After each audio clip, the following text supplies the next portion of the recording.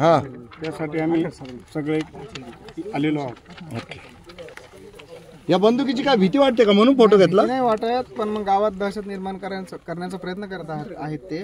बंदुकीवर गोळ्यांचे नाव लिहून ठेवले. बापरे, काय नाव तुमचं काय नाव आहे? माझं सनी रतन बोरगुडे नाव आहे. सनी रतन बोडगुडे. तुमची गोळी पाहून आले का नाव लिहिलेली? ते म्हणता असं लोकांजवळ, पण लिहिलेलं नाही अजून, माहित नाही. तुझं झालेलं आहे. हा, कोण आहे अजून इथले? ये इकडे. कोण आहे अजून गावातले? इकडे बोल रहा, इकडे. थांबा थांबा थांबा, एक मिनिट यांचं घ्या ना. हा, गोळा होऊ नका, जागेवर उभे राहा प्लीज. हा हा, काय भानगडे, का बरं फोटो घेऊन उभे राहिले? फोटो असं घेतलाय की सरळ धरा, सरळ धरा. हा, ती व्यक्ती गावात दहशत करते. नाव सांगा त्या व्यक्तीचं. राजेंद्र रामनाथ बोरगुडे. हा, काय म्हणताय ते? ते म्हणतात का तुमच्या गोळ्या, तुमचं नाव लिहिलेलं आहे गोळ्या. तुमचं नाव एखाद्या गोळीवर बघून आले का? नाही, पण मग मग त्यांनी दाखवायला प्रदर्शन वगैरे काही लावलं का गावात? नाही. की तुमच्या नावाची ही गोळी, तुमच्या नावाची ही गोळी, अशा किती गोळ्या लागतील गावात? सोशल मीडियावर टाकून नंतर नाही, पण टोटल गोळ्या किती लागतील गावात? 5,000 गोळ्या लागतील. ओके, मग तेवढ्या गोळ्या काही शक्य नाही ना खरेदी करणं? म्हणजे प्रॅक्टिकली शक्य नाही, 5 लोकांना मारू शकतील. साधारण व्यक्ती ही गावची काही दिवस याला सरपंच पदाचा अधिकार मिळाल्यामुळे या व्यक्तीने आमच्या वाडवडिलांची जमीन कुठलाही 1 रुपया मोबदला न घेता आमच्या वाडवडिलांनी एवढा त्याग केला होता की या जमिनीला गायरान जमीन म्हणून, गायगुराव म्हणून सोडलेलं होतं.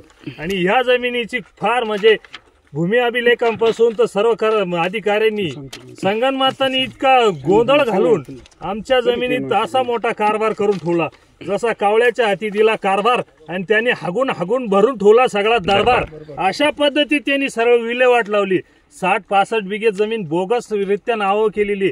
आमची एकच मागणी आहे आता, सादर जमीन ही आमची आम्हाला नसून आम्ही गावासाठी परत लढतोय. आमचं तर हे मत आहे, गावानी सुद्धा आमच्या मागे यावं अजून काही.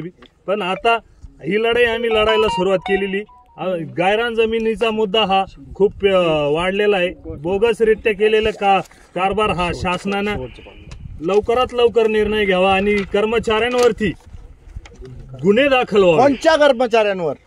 जे राजकीय असतील किंवा ज्या राजकीय क्षेत्राच्या आधारावरती जे लागलेले महसूल विभागाचे, उदाहरणार्थ तलाठी, तहसीलदार, प्रांत मंडळ अधिकारी या आणि सब रजिस्ट्रारचे जे सर्व कर्मचारी आणि भूमी अभिलेख ज्यांनी कुठल्याही कागदपत्रांची शहानिशा न करता खरेदी दिलेले आहे.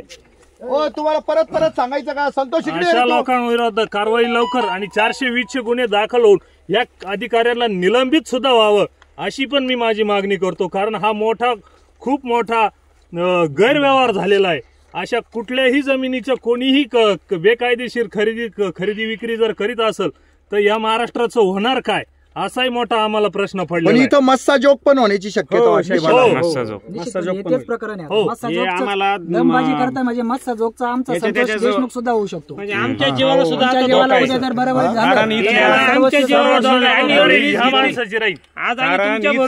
घेतली, पण आमच्या जीवाला सुद्धा आता धोका वाढलेला आहे. उद्या जर काही तुमच्या भरोश्यावर नाही, आता गाव बघितलं तुम्ही, सगळे म्हणले पळून गेले फक्त या दहशतीमुळे. आम्ही पुढे आलो तुमच्या भरोश्यावर, आमचा जीव धोक्यात घालून मलाच गोळ्या घातल्या तर काय करणार तुम्ही? नाशिकलाच गोळ्या घालील तो, आम्हाला घालील सर. तुम्हाला आम्ही सर एक काम करा, त्या अधिकाऱ्यांची नावं घ्या बरं. तुम्ही ते त्यांच्यावर आरोप करताय. सरळ ना, आमच्या तालुक्याचे विद्यमान आमदार दिलीप काका बनकर यांचा वरदहस्त असल्यामुळे आता घेऊन सांगा कोणाला व्यक्तीला निफाड तालुक्याचे विद्यमान आमदार दिलीप बनकर यांचा वरदहस्त असल्यामुळे तुमची सहमती काय? आरोप करता काय म्हणाले ते सांगा. निफाड तालुक्याचे विद्यमान आमदार दिलीप काका बनकर यांच्या वरदहस्तानेच हे प्रकरण सगळं चालू आहे. तुम्हाला तुमचं काय म्हणणं आहे याच्यावर?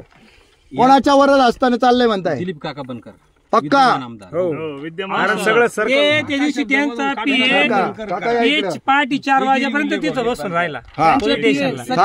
थांबा, मला व्यवस्थित करू द्या बाबा. यांचं असं म्हणणं आहे विद्यमान आमदारांचा वरदहस्त या माणसाला पाठिंबा आहे त्यांचा सुद्धा. पक्का म्हणजे इथं पण मस्सा जोग होण्याची शक्यता आहे. अच्छा, मग या संदर्भामध्ये तुम्ही पोलीस स्टेशनला काही कळवली का? वर्दी दिली काही? आम्ही 4 महिन्यापासून या मॅटरसाठी 420 पेपर दाखल केले, 3 FIR दाखल केले आहे. नाशिक SP ऑफिसला, निफाड पोलीस स्टेशन, DYSP कुठल्याही प्रकारची दखल घेतल्या जात नाही. आणि या प्रकरणामध्ये दिलीप बनकर हे माझे आताचे सध्याचे विद्यमान आमदार असल्यामुळे तहसील आणि महसूल बरं का साहेब, महसूल खाता असेल, भूमी अभिलेख असेल, त्यांच्या बोटावर विषयावर नाचत आहे. यावर इकडे चला प्लीज, ऐका माझं. सगळं काळं काळं येऊन राहिलं, ते काही उपयोग नाही होऊन राहिला. आता जो थांबा 1-2 मिनिट थांबा, जोपर्यंत तुम्ही स्वतःला शिस्त लावत नाही तोपर्यंत चालू करत नाही. चला लाईन मध्ये उभे राहा. आणि काळी टोपीवाले